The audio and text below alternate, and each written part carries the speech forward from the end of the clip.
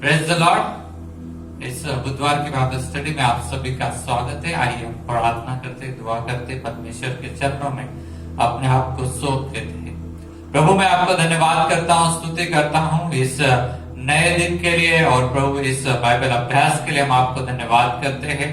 पवित्र आत्मा, हम आपको धन्यवाद करते हैं। लगातार आप अपने बारे में नई बातों को हमें सिखा रहे हैं। संगति में आप हमेशा रहकर हमें अलग अलग बातों में चला रहे, हम आपको धन्यवाद करते हैं। धन्यवाद करते हैं इस तरह से प्रभु आपने हमें सुरक्षित रखा है अलग अलग बीमारियों से, तकलीफों से।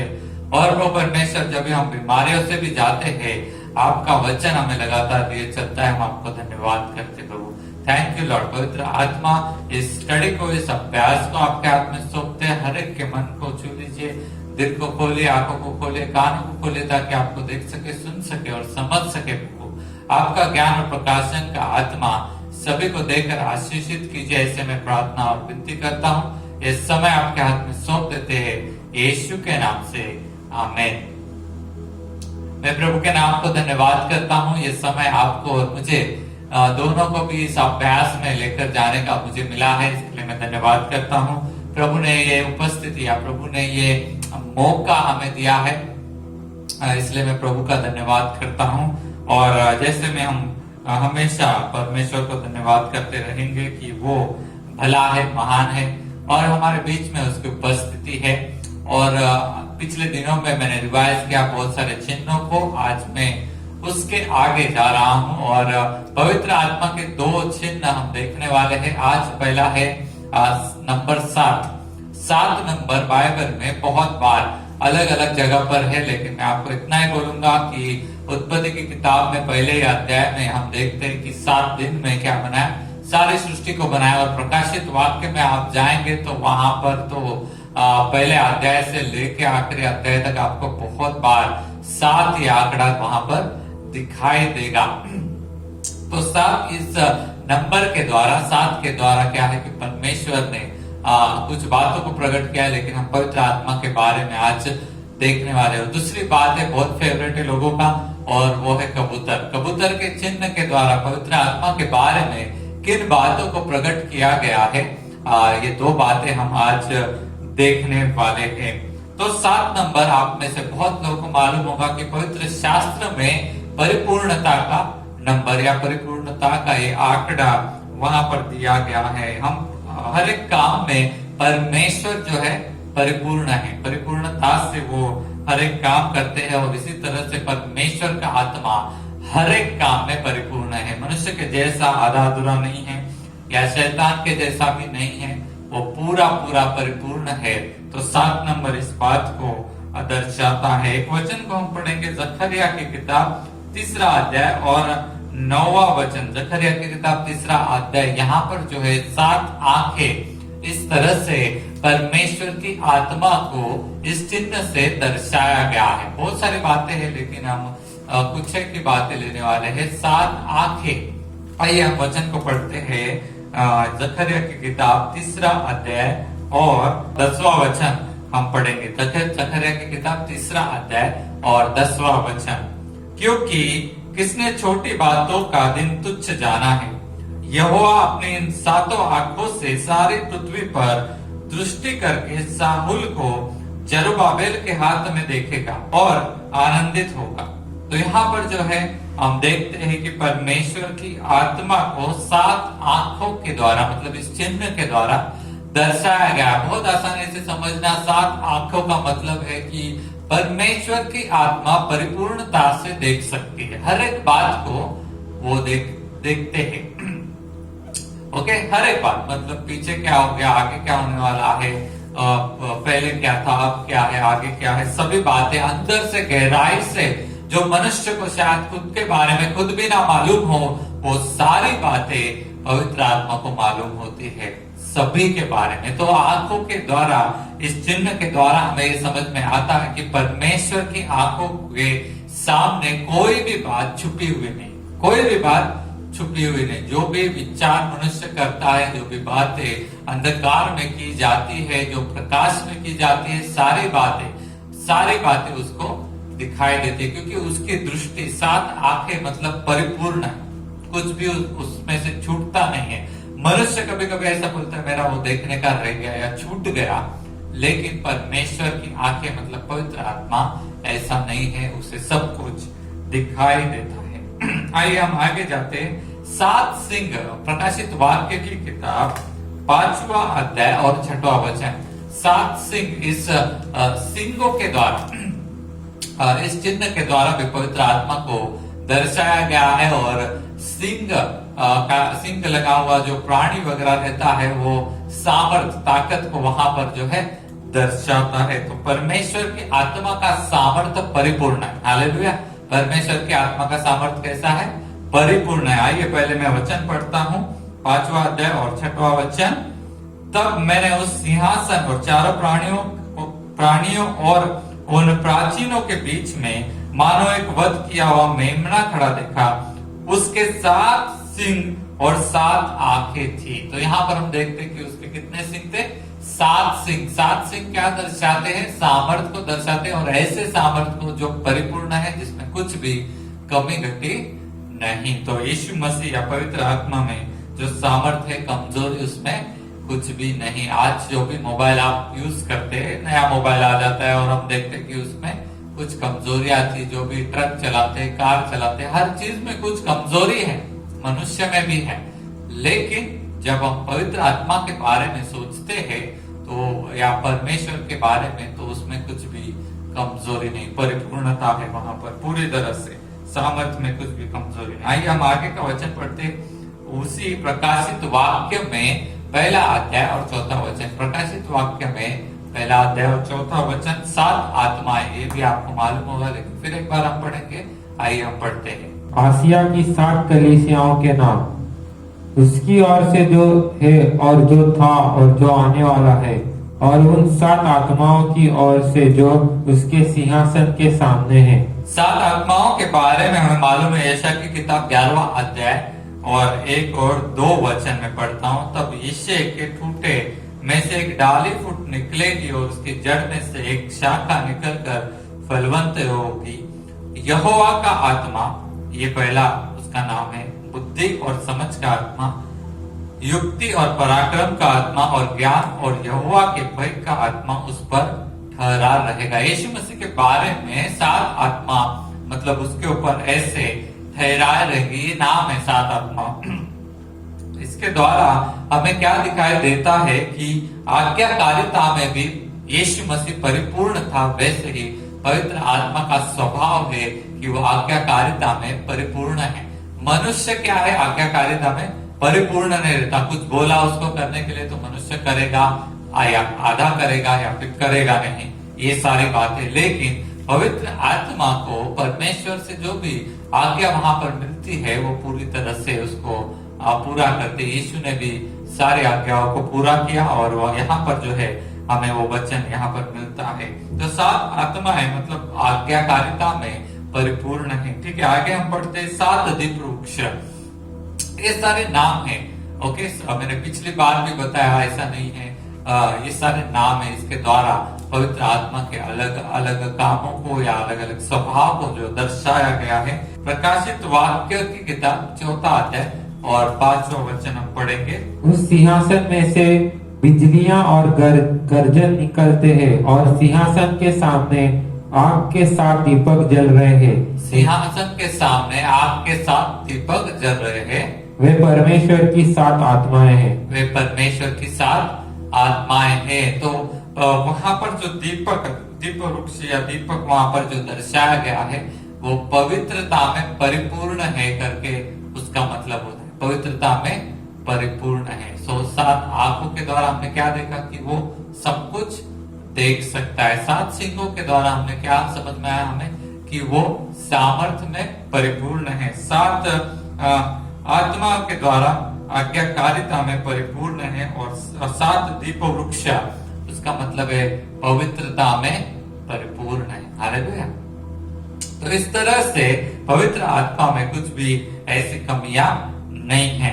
प्रकाशित वाक्य में पवित्र आत्मा 7 कलीसियाओं को अलग अलग संदेश देते हैं। 1, 2, 3 अध्याय में अगर हम देखेंगे, वहां पर जो है पवित्र आत्मा के द्वारा 7 कलीसियाओं को 7 अलग अलग मैसेज है। तो यहाँ पर वहां पर भी हम क्या प्रकट होता है कि पवित्र आत्मा सबके जरूरतों के अनुसार अलग अलग रीति से काम करते हैं। हर एक कलीसिया का जरूरत अलग है।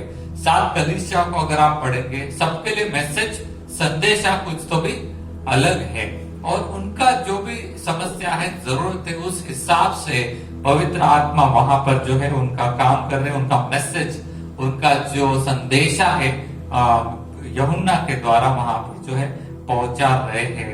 उसको हम इस तरह से भी बता सकते हैं कि एक माँ है और उसको 7 अलग अलग बच्चे हैं, और 7 बच्चे क्या रहते हैं, अलग अलग रहते हैं। बच्चे एकदम सेम नहीं रहते, जुड़वा भी होंगे तो भी थोड़ा तो फर्क उसमें रहता ही है। तो 7 अलग अलग बच्चों को अलग अलग रीति से हैंडल करना पड़ता है। किसी को कोई शांत है तो उसको प्रोत्साहन देना पड़ता है, कोई ज्यादा गड़बड़ी करने वाला उसको शांत बिताना पड़ता है, किसी को मारना पड़ता है, किसी को डांटना पड़ता है, उस तरह से, और किसी को प्यार देना पड़ता है। वो सारी बातों के द्वारा उसी तरह से पवित्र आत्मा इन 7 कलीसिया को क्या कर रही है, अलग अलग रीति से क्या कर रहे हैं पवित्र आत्मा, उनको जो है संभाल कर रख रहे, उनको संदेशा दे रहे, और अगर जरूरत है तो उनको मार खाना पड़ेगा। ये सारी बातें वहां पर जो है बता रहे हैं, लेकिन वार्निंग भी है ताकि उनकी जगह वहां से हटा दी न जाए, इसलिए पहले से वार्निंग दी गई है। ऐसा नहीं कि पवित्र आत्मा उनको निकालना चाहते, लेकिन ऐसा है कि निकालना नहीं चाहते, इसीलिए सारी बातें वहां पर दी गई है। तो अलग अलग बातें हैं, आप खुद उनको पढ़िए और आपको वहां पर भी पवित्र आत्मा का अलग अलग मैसेज, अलग अलग कलीसिया को कैसे है वो आपको समझ में आएगा। ठीक है, आगे का चिन्ह जो है वो है कबूतर। सभी को मालूम है परमेश्वर यीशु मसीह जब पवित्र आत्मा से यीशु मसीह जब बपतिस्मा लेकर निकले, या बपतिस्मा जब उनका हुआ, उसी वक्त वहां पर लिखा हुआ है कि पवित्र आत्मा कबूतर के नाई या कबूतर के जैसे उनके ऊपर उतरा और वहीं पर ठहर गया। आइए एक वचन पढ़ते हैं, लूका की किताब 3 अध्याय और 22वां वचन। तो इस लूका की किताब 3 अध्याय 22वां वचन, तो इस चिन्ह के द्वारा पवित्र आत्मा के बारे में क्या क्या है ये बातें हम देखने वाले हैं। और कुछ साधारण बातें तो सभी को मालूम होती है, लेकिन हम पहले वचन पढ़ लेंगे। और पवित्र आत्मा शारीरिक रूप में कबूतर के समान उस पर उतरा, और यह आकाशवाणी हुई, तू मेरा प्रिय पुत्र है, मैं तुझसे प्रसन्न हूँ। तो यहाँ पर जो है हमें दिखाई देता है कि पवित्र आत्मा का स्वभाव को यहाँ पर दर्शाया गया है। कबूतर जो है उसको शांति का प्रतीक जो अभी मानते हैं वगैरह, ये सब बाइबल से ही लिया गया है। लेकिन वो प्राणी जो है कबूतर, वो शांत प्राणी, एकदम शांत है। उसको आप पकड़ेंगे वो काटेगा नहीं। आप तोता पकड़ लो या मुर्गा पकड़ लो, मुर्गी पकड़ लो, शायद वो काट सकते हैं, लेकिन ये जो है प्राणी, इसके द्वारा पवित्र आत्मा को दर्शाया गया क्योंकि वो शांत स्वभाव का प्राणी, शांत है, एकदम झगड़ा नहीं करता, दूसरों को तकलीफ नहीं देता। तो परमेश्वर यीशु मसीह पर जब वो उतरा तो वहां पर जो है, और प्रेम भी है, प्रेम करने वाला, ये भी वहां पर दर्शाया गया है। तो कबूतर के द्वारा क्या क्या दर्शाया गया, प्रेम, शांति और दूसरों को कुछ भी तकलीफ नहीं देने वाला। यीशु मसीह का जीवन एग्जैक्टली वैसा ही था, और वैसा ही हमें मत्ती, मरकुस, लूका, यूहन्ना में यीशु का जीवन ऐसे हमें दिखाई देता है। सबसे प्रेम करने वाला, किसी को तकलीफ नहीं देने वाला, और शांति का राजकुमार, हर जगह पर शांति करने वाला हमें यीशु मसीह दिखाई देता। और पवित्र आत्मा का ये स्वभाव, उस रीति से वहां पर हमें वो कार्य और वो स्वभाव वहां पर हमें दिखाई देता है। कबूतर को एक और तरीके से देखा जाता है कि वो मासूम होता है, मासूम और हानि रहित, वही मैंने बताया, किसी को नुकसान नहीं करने वाला। पवित्र शास्त्र कबूतर के चरित्र और स्वभाव, चरित्र या स्वभाव के बारे में और भी बातें बातचीत करती है, और ऐसी 6 बातें हम आज देखने वाले हैं।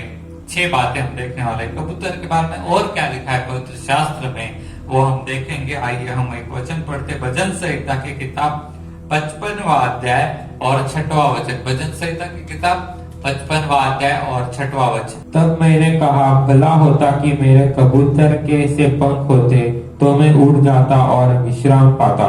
यहाँ पर जो है कबूतर से पंख होते तो मैं उड़ जाता और विश्राम पाता। तो यहाँ पर जो है उसकी तेजी के बारे में बातचीत किया गया है कि वो फास्ट उड़ सकता है। हम सभी को ये मालूम है, मैंने पिछले दिनों में भी इसी रूप के बारे, इसी स्वभाव के बारे में बात किया कि पवित्र आत्मा बहुत तेज भी है। ऐसा नहीं कि वो सारा काम बहुत स्लो करते हैं या उनको करना स्लो है नहीं, वो एक्चुअली स्लो होने का कोई जरूरत नहीं है उनको। वो हमारे लिए रुकते हैं, इसका मतलब ये नहीं कि वो फास्ट नहीं जा सकते। क्या बात समझ रहे? हमारे लिए मनुष्य उतना तेजी से नहीं जा पाता, तो कभी कभी पवित्र आत्मा जो है हमारे साथ में चलते हैं, हमारे साथ चलते हैं। इसके लिए ऐसा नहीं कि वो स्लो है।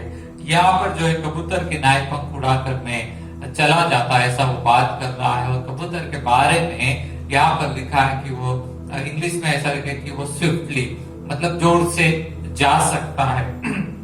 एक और वचन हम पढ़ेंगे, बहुत ही सुंदर है, 68 भजन संहिता 68 और 13वां वचन। क्या तुम भेड़शाला के बीच लेट जाओगे और ऐसी कबूतरी के समान होगे जिसके पंख चांदी से और जिसके पर पीले सोने से मढ़े हुए हो। ऐसे कबूतर की नाई, क्या लिखा है? ऐसी कबूतरी के समान होंगे जिसके ऐसे कबूतरी के समान होंगे जिसके पंख चांदी से और जिसके पर पीले सोने से मढ़े हुए हो। पीले सोने से मढ़े हुए हो। ऐसा कोई कबूतर हमने देखा नहीं है आज तक, है कि नहीं? लेकिन पवित्र शास्त्र यहाँ पर मेंशन करता है, तो वो कबूतर के बारे में पवित्र शास्त्र हमें बता रहा है कि वो बहुत ही सुंदर है। हालेलुया। पवित्र आत्मा का ये एक स्वभाव या स्वरूप यहाँ पर दिया गया है कि वो बहुत ही सुंदर है। सोना और चांदी अगर मंदिर के अंदर हम देखते हैं, वो शुद्धता का प्रतीक वहां पर माना जाता है। तो उस रीति से वो जो सुंदरता का बात है, वो सिर्फ शारीरिक सुंदरता का बात नहीं। आपको कबूतर को जब हम देखते हैं, वो एक सुंदर ही प्राणी है, लेकिन यहाँ पर जो एक और सोना और चांदी उसके ऊपर लगाया गया है, तो बहुत ही ज्यादा सुंदरता से वो काम करते हैं, वो बहुत ही सुंदर है। आगे हम पढ़ते हैं श्रेष्ठ गीत में 5वां अध्याय और 12वां वचन में पढ़ता हूँ। श्रेष्ठ गीत 5वां अध्याय 12वां वचन। उसकी आंखें उन कबूतरों के समान है जो दूध में नहाकर नदी के किनारे अपने झुंड में एक कतार में बैठे हुए हो। तो यहाँ पर जो है उसकी आंखें कबूतरों के समान जो दूध में नहाकर नदी के किनारे एक झुंड में एक कतार में बैठे हुए हो। आपने बहुत बार ऐसे देखा होगा।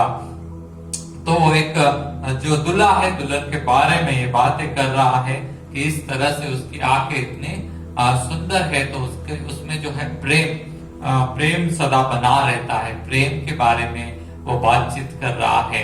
लेकिन सिर्फ प्रेम नहीं, तो यहाँ पर जो है कि उसकी आंखें जब हम देखते हैं, कभी भी हम देखेंगे आंख में, तो क्या रहता है कि वहां पर जो है प्रेम है, सुंदरता है, प्रेम है वहां पर।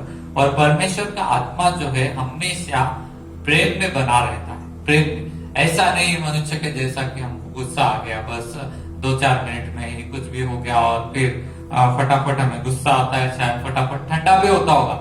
लेकिन जब हम पवित्र आत्मा के बारे में देखते हैं, तो वो क्या है, हमेशा प्रेम में बने रहते हैं और किसी का भी नाश करने का उनका इच्छा नहीं। वो आए, मैंने पिछले दिनों में कहा कि वो आए ताकि परमेश्वर की सबको जीवन देने की जो योजना है वो यहाँ पर पूरी हो सके, या पूरी करने के लिए वो आए, नाश करने के लिए वो आए हुए नहीं। वो हमेशा मनुष्य जाति से प्रेम करते। आइए एक और वचन हम पढ़ेंगे, मत्ती की किताब 10वां अध्याय और 16वां वचन। मत्ती की किताब 10वां अध्याय 16वां वचन। ये बहुत फेमस है, सबको मालूम है, लेकिन फिर भी हम पढ़ेंगे। देखो मैं तुम्हें भेड़ों के समान भेड़ियों के बीच में भेजता हूँ। इसीलिए सांपों के समान बुद्धिमान और कबूतरों के समान भोले बनो। सांपों के समान बुद्धिमान और कबूतरों के समान भोले बनो।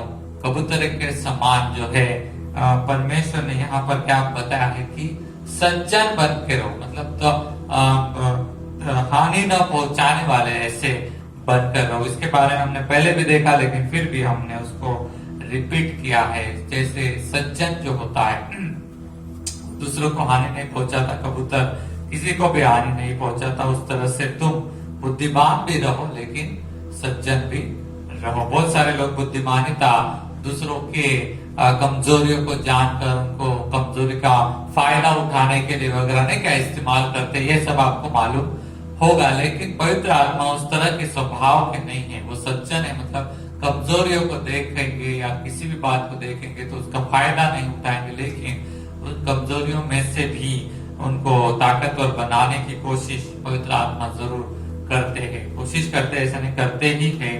वो तो मनुष्य भी उसको रिस्पॉन्ड करना चाहिए। आगे हम देखेंगे उत्पत्ति अध्याय 8 और 9 में, ये भी बहुत फेमस है, ये सबको मालूम है। उत्पत्ति अध्याय 8 और 9 नूह के बारे में जो कहानी है, नूह के बारे में जो लिखा है कि वो बाढ़ के बाद कबूतर को वो छोड़ देता है और वो कबूतर क्या करता है, वापस आ जाता है। हम वचन को पढ़ेंगे। उस कबूतरी को अपने पैर टेकने के लिए कोई आधार न मिला तो वह उसके पास जहाज में लौट आई, क्योंकि सारी पृथ्वी के ऊपर जल ही जल था। तब उसने हाथ बढ़ाकर उसे अपने पास जहाज में ले लिया। तो यहाँ पर जो है कबूतर क्या है, भेजा गया और वो रेस्ट, मतलब वहां कुछ भी उसको पैर रखने के लिए जमीन नहीं था, इसीलिए वो वापस आ गया। तो पवित्र आत्मा का ये एक स्वभाव है कि वो बहुत ही विशेष रीति से सही जगह पर ही उतरता है। किधर भी जाके कुधर भी ये रह गया ऐसा नहीं है। तो उस वक्त जब कबूतर को छोड़ा गया, आपको और मुझे भी समझ सकते हैं, हम इतने सारे बाढ़ में बहुत सारे पेड़ वगैरह जो है, उस जमाने में बहुत जंगल वगैरह था, तो वो पानी पर तैर रहे होंगे, है कि नहीं, फ्लोट होते। लेकिन ये कबूतर वहां जाकर नहीं उतरा, लेकिन वो कहा वापस आ गया, वही उसी जहाज में नूह के पास वो वापस आ गया। तो पवित्र आत्मा का स्वभाव है कि वो किसी भी जगह पर नहीं उतरते, सही जगह पर उनको भेजा जाता है और वहीं पर वो उतरते हैं। आखिरी वचन हम पढ़ेंगे यशायाह की किताब 59 और 11 यशायाह की किताब। पवित्र आत्मा जो है बहुत सुंदर है, आनंद भी लेकर आते हैं। जो हमने पढ़ा, कबूतर के पंख जो सोने से और चांदी से है, वो आनंद को भी दर्शाते हैं। लेकिन उसके साथ साथ एक और बातें भी है, हम वचन पढ़ेंगे यशायाह की किताब 59 और 11। हम सबके सब रीछों के समान चिल्लाते और पंडुकों के समान चूचू करते हैं। हम न्याय की बाट तो जोते हैं पर वह नहीं, कहीं नहीं, और उद्धार की बाट जोते हैं पर वह हमसे दूर ही रहता है। तो उद्धार नहीं है वहां पर जो है, और न्याय भी वहां पर दूर हो गया है। और पंडुकों के समान, ये जो वचन है, ये कबूतर के समान या डव के समान, इंग्लिश में डव है वहां पर, कि हम क्या करते हैं, चूचू करते हैं, रोते हैं। चूचू करते मतलब रोते हैं, न्याय नहीं है, उद्धार नहीं है, कुछ भी नहीं है वहां पर। और मैंने पिछले दिनों में भी बोला था कि पवित्र आत्मा हमारे लिए भी रोकर प्रार्थना करते, लोगों के लिए क्या करते, रोकर प्रार्थना करते। ये भी उनका स्वभाव है। आनंद भी करते, ऐसा नहीं है, लेकिन सिर्फ आनंद ही कर रहे, किसी के लिए कोई दुख नहीं, ऐसा नहीं है। यिर्मयाह की किताब में भी बहुत सारे आंसू है, और वहां पर भी हम देख सकते हैं कि पवित्र आत्मा जो है भविष्य वक्ता के द्वारा रो रो कर वहां पर प्रार्थनाएं कर रहा है। और यहाँ पर भी यशायाह की किताब में भी हमें वही बात दिखाई देती। तो इस तरह से हम देखते हैं कि कबूतर के बारे में पवित्र शास्त्र में बहुत सारी बातें और वचन दिए गए हैं। वो हानि नहीं पहुंचाता, वो मासूम होता है, वो उसका स्वभाव जो शांत है, प्रेम करने वाला, सदा प्रेम में बने रहता है, और प्रेम से बलिदान करने वाला, ऐसा भी है।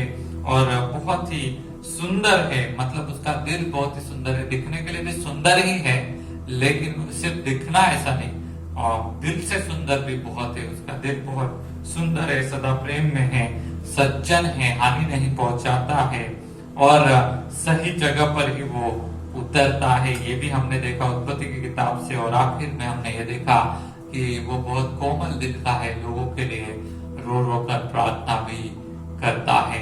यीशु मसीह भी प्रार्थना कर रहा है और पवित्र आत्मा भी, यह हमें मालूम है। तो इस तरह से हम देखते हैं कि पवित्र आत्मा का स्वभाव, पवित्र आत्मा के कार्य जो है, सारे वचनों के द्वारा हमें दिखाई देते हैं। इन पवित्र आत्मा के साथ हमें जुड़कर रहना है, साथ हमें जुड़कर चलना है। जब मैं यीशु के बारे में देखता हूं तो यीशु ने भी जो आज्ञाकारिता की या ओबीडियंस किया, क्रूस के ऊपर वो गया, वो अकेला नहीं गया, पवित्र आत्मा का साथ था उसके।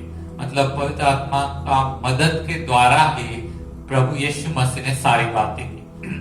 जैसे बपतिस्मा हुआ, पवित्र आत्मा उन पर उतर आए और क्या हुआ कि वहीं से जो है, जो सारी बातें उनको करनी थी, जो सेवकाई वगैरह करनी थी, जो कुछ भी करना था, पूरा क्रूस पर मृत्यु तक सभी बातें पवित्र आत्मा के सहारे से ही की गई। तो ये हमारे लिए है कि हमें भी हमारा जीवन जो जीना है परमेश्वर के उद्देश्यों के अनुसार, वो पवित्र आत्मा के सहारे से ही करना है। वैसे करेंगे तभी वो पूरा होगा, नहीं तो नहीं हो सकता। परिपूर्णता, जैसे मैंने बोला कि 7 जो आंकड़ा है या नंबर है, वो परिपूर्णता को दर्शाता है। और परमेश्वर की आत्मा के द्वारा जब भी हम ऐसा करेंगे, उसके साथ में रहेंगे, साथ में चलेंगे, साथ में बातचीत रहेगा, साथ में काम रहेगा, तभी परिपूर्णता से फलदायी हमारा जीवन होगा। प्रभु आपको इन वचनों के द्वारा आशीषित करे। आइए हम दुआ करते हैं।